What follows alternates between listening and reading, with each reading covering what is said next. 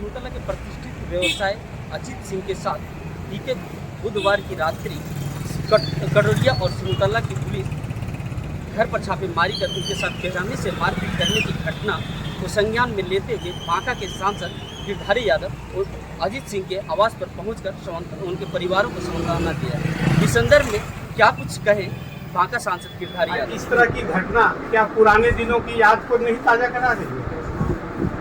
सबसे पहला बात है, जो आप लोग मीडिया के बंधु हैं, आप लोग इस मुद्दा को सही तरीके से उठाया है, हम पेपर में पढ़े हैं। सबसे पहले कि जो सिमुलतला का थाना का जो लोकल पदाधिकारी है उसका फेल, उसको बताना चाहिए था कि अजीत सिंह जी यहाँ के प्रतिष्ठित आदमी हैं, सम्मानित आदमी, कोई गलत काम इनका रिकॉर्ड नहीं, सब आदमी का थाना में रिकॉर्ड आता है, जितना बदमाश आदमी वो बता देता तो बात वही खत्म हो जाती। लेकिन उन लोगों ने, उनका फेल्योर है। कोई भी बाहर का पुलिस, मेरा भी घर इसी थाना के अंदर है, जन्म स्थानीय है, मेरे ऊपर कोई वारंट दिल्ली में निकल जाएगा, यहाँ के जो थाना के लोग हैं उसको बताना पड़ेगा ये एमपी का घर है, हम आपको बात बताएं। इसी प्रकार अजीत का, हमारे सम्मानित आदमी है यहाँ के, उसको बताना चाहिए था ये लोकल थाना का।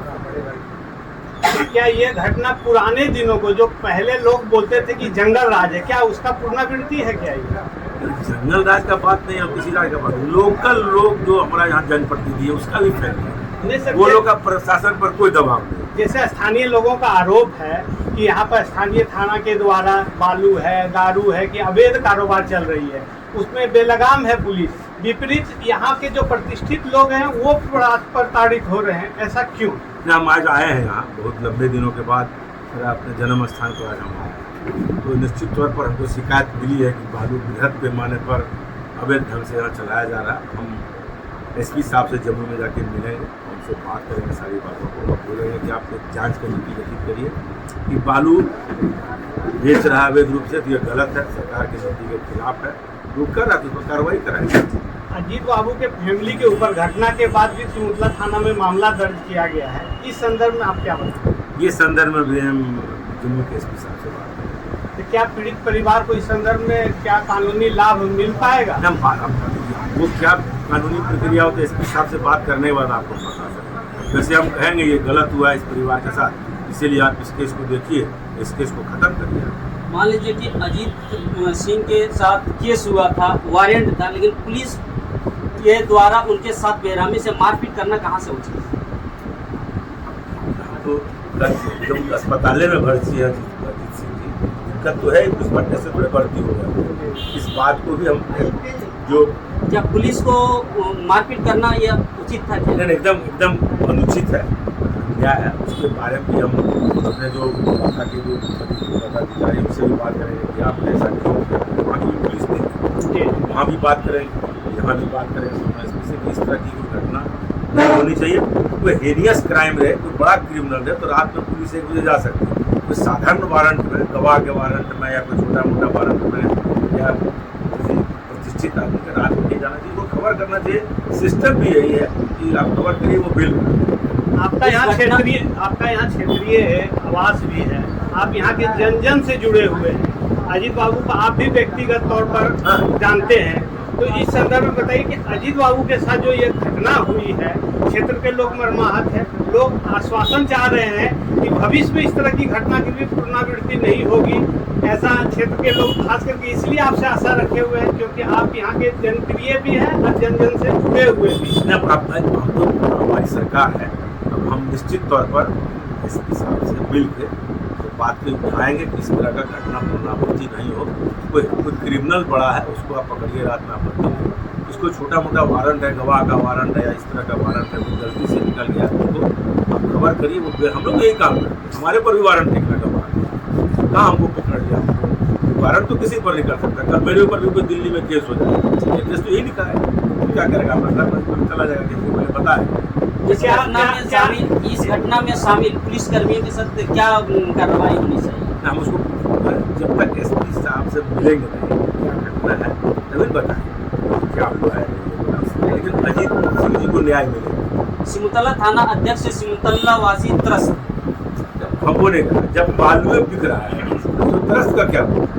सरकार का नियम है कि अवैध बालू नहीं बिकता, और सारे लोगों ने यहाँ कहा कि रोज अवैध बालू बिक रहा है, प्रूफ है कि गलत हो रहा, अवैध बालू तो बेचना ही नहीं दुनिया में जो भी। यहाँ तो हमारे सरकार में अवैध बालू मिलने से एसपी और डीएसपी तक सस्पेंड हो रहा है। थाना प्रभारी को कोई बात नहीं, हम लोग तो मजबूती से इस बात को एसपी के यहाँ उठाएंगे कि सारे जनता ने कहा है कि अवैध बालू। क्षेत्रवासियों को अब क्या आश्वासन देंगे सर? हम लंबे दिनों से हम यहाँ नहीं आ पा रहे थे, निश्चित तौर पर हम अपना आना जाना रखेंगे। हम सोच रहे थे कि ठीक है, हाँ हम जाकर अपने क्षेत्र व्यस्त है, ध्यान देंगे, समस्या आ रही है तो अपना घर है, हमारा ये दायित्व बनता है कि हमारे जो ग्रामीण हैं वो परेशान नहीं। सिमुतला बाजार के व्यवसाय सह समाज सेवी अजीत सिंह के साथ पिछले बुधवार को करीब 1 बजे रात में बांका की कटोरिया पुलिस और सिमुतला की पुलिस संयुक्त रूप से कार्रवाई करते हुए बेरहमी के साथ अजीत सिंह के साथ मारपीट किया। इस घटना में आज काफी रोष देखा जा रहा है। लगातार उनके आवास पर नेता पहुंच रहे हैं। कल जनसुराज के नेता पहुंचे हुए थे, आज बांका के सांसद गिरधारी यादव पहुंचे थे और सांत्वना दिए। गिरधारी यादव ने यहाँ के स्थानीय थाना अध्यक्ष को दोषी बताते हुए उन्होंने कहा कि सिमुतला थाना अध्यक्ष तो सिर्फ बालू बेचवाने में व्यस्त हैं और इस घटने में जो भी है वह एसपी से बात करने की बात कहे हैं। हमारे साथ इसी प्रतिक्रिया के लिए राजद के वरिष्ठ नेता श्रीकांत यादव जुड़ रहे हैं। आप अजीत सिंह के साथ जो घटना घटी है उसको आप किस दृष्टिकोण से देखते हैं और पुलिस की क्या बर्बरता है? पूरे सूबे में पुलिस की गुंडागर्दी छुपी नहीं है, अफसरशाही हावी है, अफसर लोग भ्रष्टाचार में लिप्त हैं। आपने भी ताज़ा उदाहरण जो देखा कि अजीत सिंह जैसे समाज सेवी आदमी के साथ रात में 1:15 बजे पुलिस की बर्बरता सामने आया, उनके घर में खोल कर उनको बेरहमी से मारपीट करना ये कहीं से कोई उचित नहीं है। पुलिस ये देख के उनके यहाँ गया कि एक सामाजिक आदमी नहीं, एक पैसे वाला आदमी है, यहाँ से हम लोग को पैसा देना है। पुलिस अपना दायित्व भूल चुका है। आज कोई भी आदमी सामाजिक या सभ्य लोगों को देखने के लिए तैयार नहीं है। पैसा लूटने में जो पैसा कमवाते हैं उसी में सब मशगूल है। अभी आपने माननीय सांसद गिरधारी यादव जी का भी सर्वदलीय बैठक में सर्वदलीय बयान में आपने सुना, उन्होंने भी कबूल किया कि भ्रष्टाचार चरम सीमा पर है। तो निश्चित रूप से इस भ्रष्टाचारी सरकार को बदलना बहुत अनिवार्य है और जब तक सरकार नहीं बदलती है, पहले राष्ट्रीय जनता दल की जब सरकार होती थी तो वर्कर की चलती होता था, कार्यकर्ताओं की चलती होता था। आज उसका जगह अफसर ले चुका है और अफसर लूट खसोट का माल माननीय मुख्यमंत्री को पहुंचाने का काम करता है और उन्हीं के परिदृश्य में रहते हैं। अभी अफसरशाही चरम सीमा पर है, अफसरशाही चरम सीमा पर है, लूट खसोट। अभी आपने उनका भी बयान सुना, माननीय सांसद जी का भी बयान सुना, उन्होंने भी एक्सेप्ट किया पब्लिक के मांग पर कि निश्चित रूप से बालू और दारू की अवैध वसूली हो रहा है, इसकी कहीं छुपा नहीं। तो थाना अध्यक्ष जो स्थानीय थाना अध्यक्ष है उसको दोष ठहरा रहे हैं, वो कटोरिया की पुलिस को बचाव में है, क्या कहिएगा? पुलिस दोषी है इसलिए कि अगर कहीं कटोरिया की पुलिस सिमुतला के इस तरह की घटना करती है तो लोकल पुलिस को जानकारी होनी चाहिए कि यहाँ के सभ्य लोग कौन है, यहाँ के सामाजिक लोग कौन है, यहाँ के प्रतिष्ठित लोग कौन है। इनको जानकारी देनी चाहिए थी कि अजीत सिंह के साथ कोई भी मामला है, सुबह में हम लोग बात करेंगे। वो अनजान व्यक्ति था, वो कोई क्रिमिनल हिस्ट्री के आदमी नहीं है, उनका कोई बैक इतिहास क्राइम का नहीं है, वो उन पर कभी कोई केस मुकदमा नहीं रहा है, तो थाना तो दोषी है। उनके थाना दोषी है, उनके गिरफ्तारी के लिए गया, लेकिन मारपीट करना कहाँ से उचित? कहीं से उचित नहीं है। पुलिस को ये कहीं से नियम नहीं है। पुलिस जो हाथ चलाता है पब्लिक पर, चाहे वो गाड़ी चेकिंग में या और किसी में, ये बहुत गुंडागर्दी है और ये अफसरशाही इसी को कहते हैं कि पुलिस की गुंडागर्दी चरम सीमा पर। तो जो पुलिस प्रशासन अजीत सिंह के साथ मारपीट में शामिल हुए उस पर क्या कुछ कार्रवाई करने के लिए, यदि उस पर अजीत सिंह को न्याय नहीं मिलता है तो क्या अगला रणनीति आप लोग की? अगला रणनीति माननीय सांसद जी ने भी कहा है और हम लोग भी करें, सभी दल की आना जाना है। पुलिस ने बर्बरता की है, पुलिस अनुशासन से चलता है और अनुशासनहीन अगर पुलिस हो जाती है तो उस पर निश्चित रूप से अनुशासनात्मक कार्रवाई होनी चाहिए। इसके लिए हम लोग चरणबद्ध आंदोलन करेंगे और हम लोग इसमें तमाम बुद्धिजीवी लोग, यहाँ के जागरूक लोग एक मंच पर हैं और एक बैनर तले हैं। सर्वदलीय मंच के संहिता में हम लोग इसका मुकाबला करेंगे और दोषी जो पुलिस प्रशासन है उसको सजा दिलवाएंगे। स्थानीय थाना अध्यक्ष के बारे में क्या प्रतिक्रिया है? यहाँ के क्षेत्र की जनता से आप लगातार रूबरू हो रहे होंगे।